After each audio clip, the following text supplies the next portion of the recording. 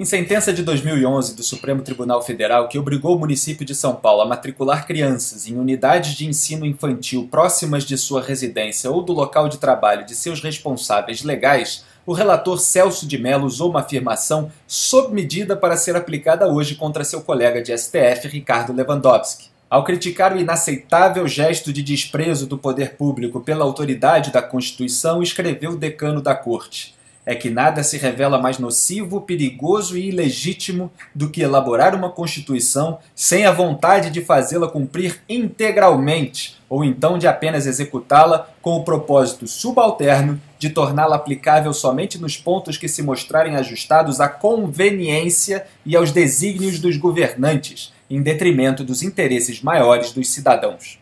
Exato, nada se revela mais nocivo, perigoso e ilegítimo do que o fatiamento inconstitucional, mas conveniente para o PT, da votação do impeachment de Dilma Rousseff, determinado por Lewandowski.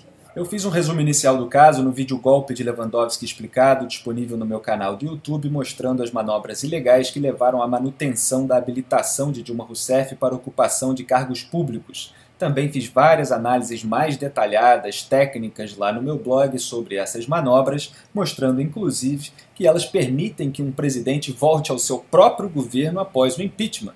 Porque Dilma, por exemplo, poderia ser nomeada para um ministério, para um cargo numa estatal, só não é porque se tornou inimiga mortal de Michel Temer e ele não vai fazer isso. Apresentei também quais são as opções que o STF tem no julgamento dos mandados de segurança impetrados na Corte contra esse fatiamento inconstitucional e que pedem a inabilitação de Dilma para a ocupação de cargos públicos. Também mostrei que Lewandowski não tem peito de ir à televisão justificar as suas manobras ilegais, então manda os seus assessores, que distorceram na Globo News o artigo 52 e a Lei 1079 do impeachment para justificar as manobras do chefinho. Apesar de tudo, o atual STF prefere varrer a sujeira de Lewandowski para debaixo do tapete. O Globo informou nesta quinta-feira, 8 de setembro, que o STF tende a não modificar o julgamento de Dilma e nos bastidores, isso que é importante, ministros do STF têm conversado sobre essa encruzilhada jurídica que envolve a polêmica.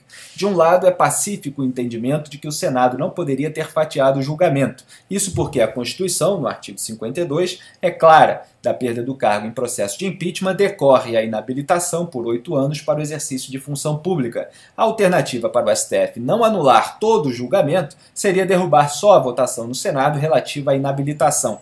Porém, a avaliação no tribunal é que a solução seria ainda mais confusa que o resultado do julgamento no Senado.